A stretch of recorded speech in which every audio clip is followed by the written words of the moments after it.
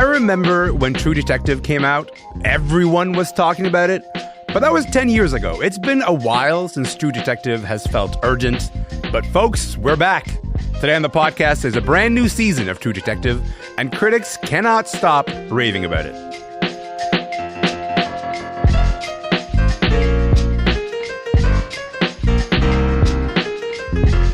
I'm Elamin Abdelmahmoud. This is Commotion. All right, so the fourth season of True Detective just came out. It's set in Alaska. It stars Jodie Foster as a chief of police in a remote town. I want you to hear a bit of the trailer. Some people come to Alaska to escape, get away from something. Sometimes they come here looking for something. Sometimes they find it. I'm treating this like a murder case.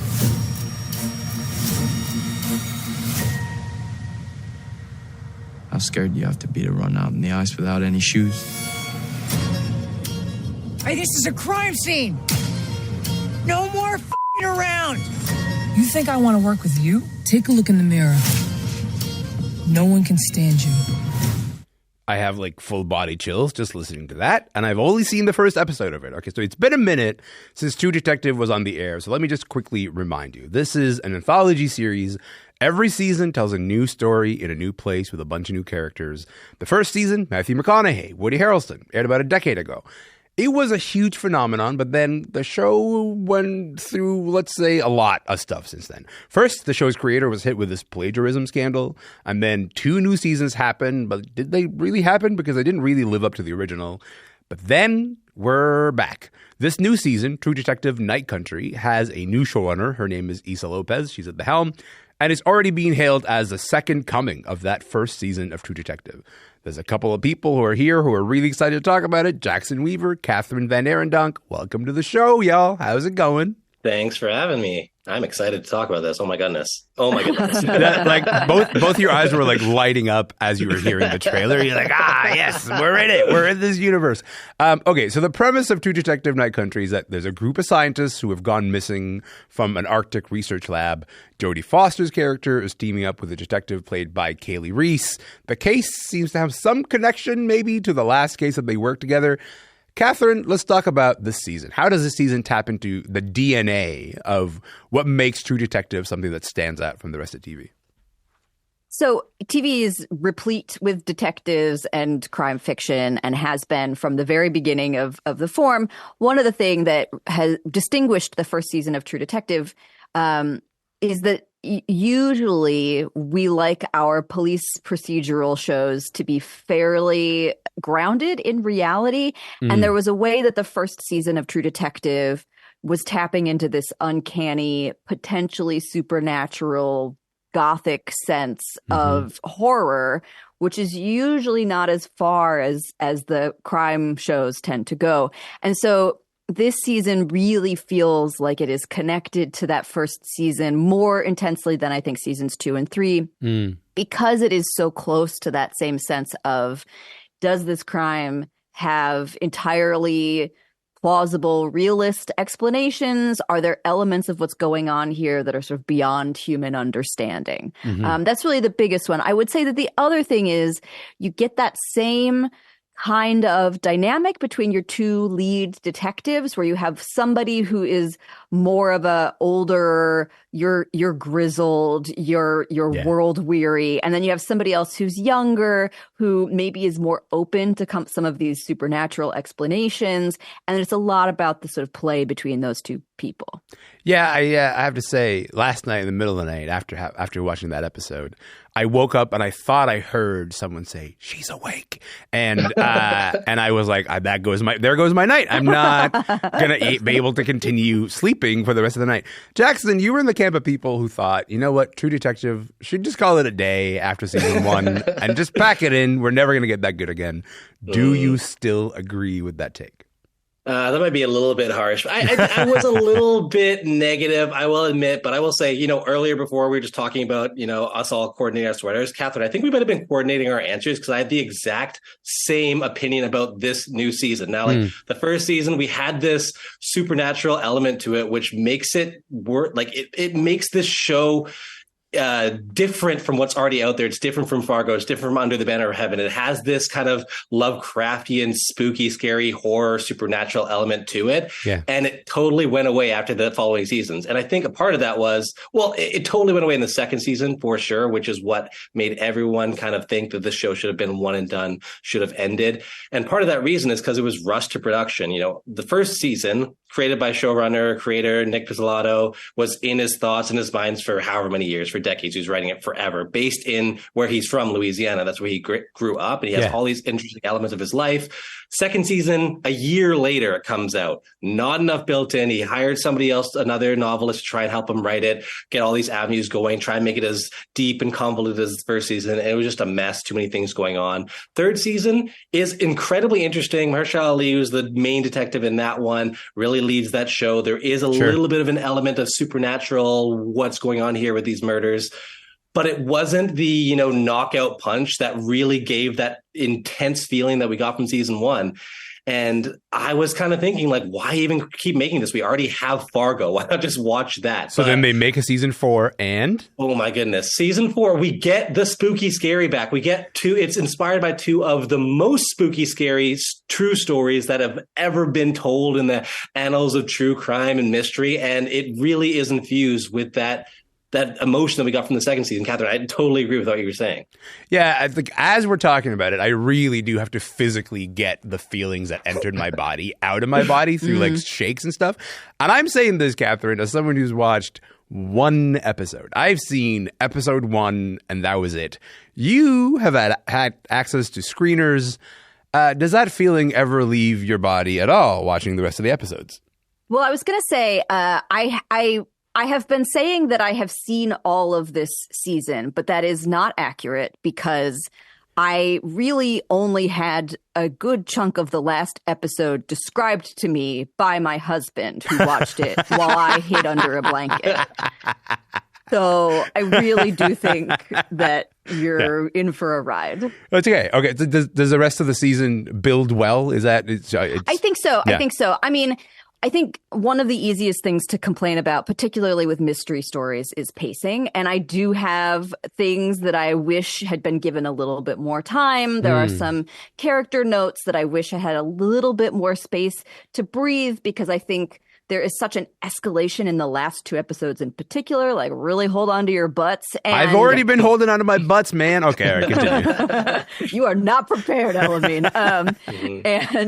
And I do think there are some elements of that I wish had just a little bit more space. But by the time you get to those last 2, it's really rip roaring. And if you're afraid, if you have claustrophobia issues, I'm really gonna recommend you consider this one carefully. Great. Thank you so much for that warning. Now I have to live with that for the rest of the weeks while we wait for the rest of the show.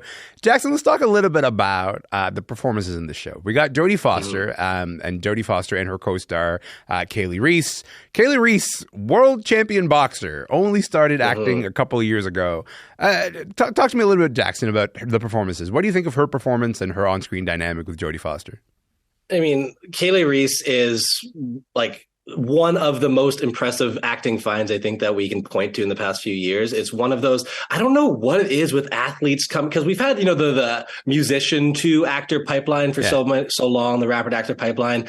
I don't know, like wrestlers, boxers, fighters. The big John Cena guy, Jackson? Is that what's happening here? No. Yes, John Cena. Yeah, of course. Like, what is the element in fighting that lends itself to acting? I don't know, but Kali Reis totally has it. The intensity, the fire, her character aligns so well with what the emotion that she's bringing to the screen, and working really well with Jodie Foster, who I am a big Foster head. I don't know if that's what we're called, but I'm going to name it right now. Huge fan of Jodie Foster, and I think she is kind of the thriller queen. Panic Room, I like. Flight Plan, I like. Of course, Silence of the Lambs, X-Files. She just has this embodiment, this intensity that is kind of this cold intensity that is very impressive in this. I do have some gripes a bit with the performance, a bit with the writing. Maybe something that true crime has kind of hobbled itself with is the Matthew McConaughey character from season 1 that doesn't land quite as well as Jodie Foster. And I don't know if we've been looking at the headlines of these interviews she's been giving out where she's hating on Gen Z, which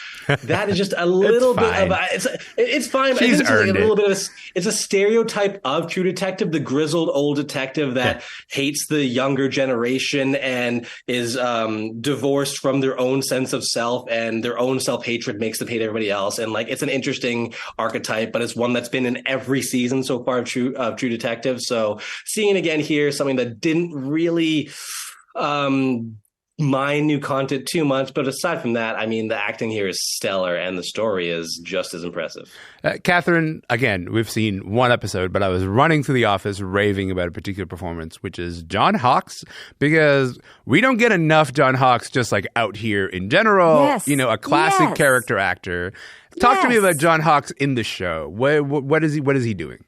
So he plays a sort of, I don't want to say rival detective, but he is this more like a peer for Jodie Foster's character. Mm-hmm. And his son is Jodie Foster's sort of assistant. Yeah. And that dynamic becomes very crucial to sort of how this season develops.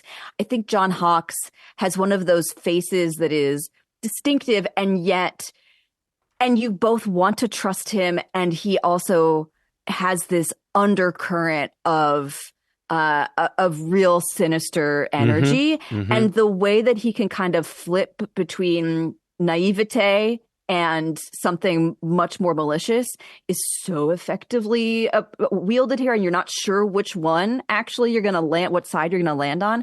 I loved him in this show. When we were going through our list of like, who should we try to interview? I was like, John Hawkes. And I'm so thrilled that he gets such a good meaty role to play with here. John Hawkes is one of those actors who, you know, you say the name, 40 people in a room are not going to know who you're talking about. But then they see his face and they go, oh, he's the most memorable face. Most memorable performer, you know, in any of the movies that you've seen, even though he's always like third or fourth kind of billing. It's kind of like Barry Pepper, you know, like a Barry Pepper of his generation. Again, I'm naming names, or someone is listening to it. They're going, I don't know who that is. I'm going to Google it, I guess, Elamin. Google Barry Pepper. You'll go, yeah, I know exactly who that is. Jackson, the first season of True Detective was set in Louisiana, as you mentioned. This season is kind of a contrast. Issa Lopez, the creator, said there's a lot of contrast with first season happening here. So first season, we're warm. This season, we are in Alaska. You know, first season, a lot of men. This season is like a lot of women-centric. What do you make of the use of Alaska in this setting? I mean, I have a personal hyperfixation with polar expeditions. I've read a bunch of books recently, like the Terran Erebus, the Belgica, the Greely expeditions, USS Jeanette. I love this aspect of humanity where you're in this place that is inhospitable to people. And when you set a show here, it's almost like the environment is an antagonist in and of itself. If you go outside for too long, you're not going to live long. But also, I think that a big element of this show that is saved in season 4 was the introduction, Issa Lopez, a director from Mexico who, I don't know if you've seen Tigers Are Not Afraid, but this surrealist horror with all this symbolism packed into it that she brought along and finally got Nick Pizzolatto to let go of the reins that he had for season 1, season 2, season 3. Now he's executive producer. He let somebody else with a new vision come aboard. Yeah. And she's bringing all of these symbols, all of these illusions, all of this dark aspects to it. This season's really heavily inspired by the Mary Celeste and the Dyatlov Pass incident, to, as I was talking about before, super spooky events. Mary Celeste, this ghost ship that was found off the coast of Canada. Everyone was gone. There's only a rowboat attached to the back and they'd all disappeared. I love this story. Dyatlov Pass incident, this incident of these hikers who were found frozen in Russia, all naked, all running from their tents, no idea as to what might have happened to them. And you go back to something like the Terror, which is about the Erebus and the Terror, the ships that the Frankel expedition tried to go across the Canadian subarctic and find the Northwest Passage. They all disappeared, cannibalized each other. No one knows what happens. There's just this mystery that can be put into these stories set in this place where there's fewer people, a little harder to live there. And also the elements of racism, subjugation, and ignorance that are baked into this. There's just so much going on here that there's a reason for this story to exist once again. I think Nick Pizzolatto had a great idea for the first one. All these personal experiences, all this kind of symbolism he wanted to push into it, and he said all he needed to say. And you have somebody else who has something that they need to say, with actors that have something interesting to bring to the table. So I know I was a little bit negative off the top, but the Alaska setting, the winter setting, the cold, the snow, and the supernatural makes it worth it. The idea that you can just name a bunch of Arctic expeditions, by the way, is kind of wild to me. And we're not going to just ignore the fact that just happened. We want to see some more. No, I think you've done enough to establish your credentials in the matter. Kathryn, literally 20 seconds to you. Do you think the season is going to reach, season 1 levels of phenomenon? I think no television show has an easy time getting to massive viewership in the way that it did even 10 years ago. And so I am a little sad about that. But I do think HBO Sunday nights still own collective viewing in a way nothing else does. Jackson, Kathryn, VanArendonk, thank you so much for your time. I'm going to keep watching this. The horror has not left my body, but I appreciate you. Thank you. Thank you. Of course. Jackson Weaver is a reporter at the CBC's entertainment unit. Kathryn VanArendonk is a TV critic at Vulture. The first episode of HBO's True Detective Night Country is available right now on Crave.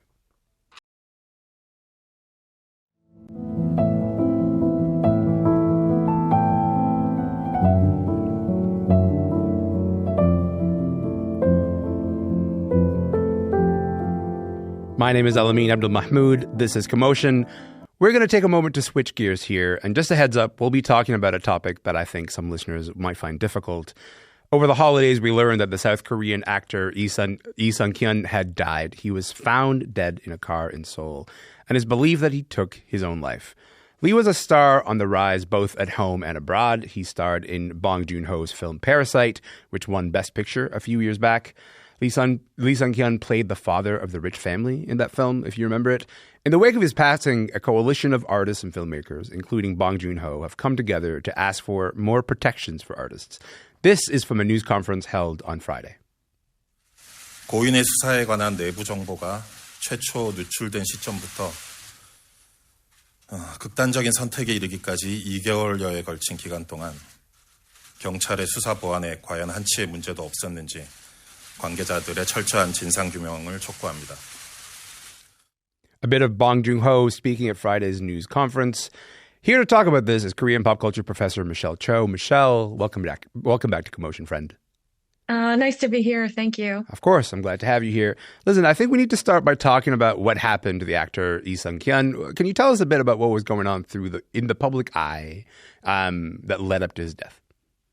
Sure. Okay. So Lee had been dealing with a lot of bad press since October.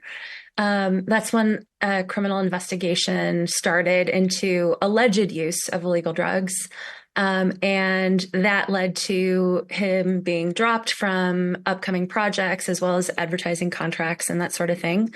And I think a few days before his death, he had gone through a marathon 19-hour interrogation, which was his third round of questioning by police. And so, that couldn't have been a great experience. Can we, I guess, just give a bit of a broader context of why is an allegation of drug use? Why is that a really big deal for any public figure in South Korea? Mm-hmm. So it's really hard for me to overstate how scandalous and just devastating drug conviction would be for a celebrity in South Korea. I think there are two factors to this, and they kind of have some historical context. But the first is that using illegal drugs is very taboo in South Korea. And you'll find that, attitudes just about recreational drugs that... Okay. Yes. Yeah. I mean, the drugs that Lee was accused of taking were marijuana and ketamine, I think, which both have, legalized uses in other places in the so-called developed West. So I was going to say, the comedian Pete Davidson, his whole new special is about him using ketamine and joking about it, right? He sort of quite openly talks about it. But in contrast, that's not the case in South Korea. Exactly. And so I think this taboo against, banned substances, illegal drugs, narcotics, it starts in the 60s and 70s when South Korea was ruled by a military dictatorship. And so this authoritarian culture really I think it was there to get people to accept surveillance and control over their lives. And part of that was by moralizing, putting out these messages about what a bad person you are if you use these drugs. And so that's one of the kind of streams, I think, of context that help us to understand why this would be so bad. The other is, just the way that the South Korean public thinks about celebrity, what celebrity is. In some ways, they think about celebrities as on a par with public figures like politicians. Like there's a responsibility upon you. Exactly. You're kind of like a public servant. So if you're in the public eye and the public is basically making it possible for you to be successful as a famous person, then you owe it to them to live a morally upright life. You need to be a role model. So anything that you do that could be perceived as, immoral should rightfully take you down in the minds of a lot of Koreans. So we're seeing a bit of pushback against some of this culture, against some of this conception. Parasite's director, Bong Joon-ho, along with a lot of other people from the film industry, they held this news conference about the death. What specifically are they asking for? So they requested in a statement at this press conference, which was televised in South Korea, for thorough investigation of police handling of Lee's case, and specifically how protected sensitive information was about his case, and whether or not there were irregularities about leaking information to the press, because tabloids had kind of gone crazy with Lee's story. So let's talk a little bit about the show Solidarity, because I'm quite compelled by it. It looked like there's a sort of a strong, forceful rejection of the conditions that led to Lee's death. Have we seen a show of solidarity like this one from Korean artists before? No, that's what's so remarkable about this case, and especially having such a high-profile figure like Bong Joon-ho take the lead. He was the main speaker at this press conference. We see the industry kind of react with sadness, grief, mourning when other artists have taken their lives, which is an occurrence that has a sad kind of frequency in South Korea. So we've seen them kind of rally around in mourning and support and grief. But this is the first time that we've seen them form an organization that's making this request for protections for privacy rights for celebrities. What's been kind of compelling to me as I watch this story is that, it's had international ramifications in a sense, right? It's now been covered around the world, which kind of ends up introducing challenges even to the culture that exists or might exist in South Korea, maybe. And this is the time when South Korea's cultural capital has never been higher on a global stage, so there's a little bit more to lose in a sense. Do you think this coalition and what they're asking for, do you think they will make a difference in terms of the space that they're occupying? I really hope so. I mean, I think we have to wait and see what happens, since definitely these cultural attitudes, especially about, again, what celebrities owe their public, they're really sticky. But the more scrutiny the situation gets, especially in the foreign press, with global audiences in Hollywood, namely the people and places that South Korea, the government and the industry, and also South Koreans at large, are trying to kind of impress, in order to increase their soft power. I think the more attention this gets, the more attitudes will change at home. And so I think this is a really important step. And this case, sad as it is hopefully going to be the beginnings of some change. Michelle, as always, I'm grateful to have you here. Thank you so much for your time, friend. Oh, thanks for having me. Of course. Michelle Cho is a professor in the Department of East Asian Studies at the University of Toronto. For more on the story, cbcnews.ca.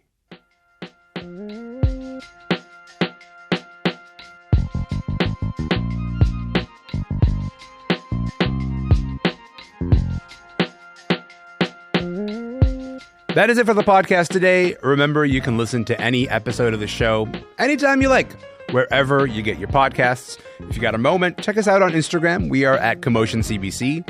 My name is Elamin Abdelmahmoud. I'm going to be back tomorrow. So if you've got the time, we'd love to hang out then. See you then.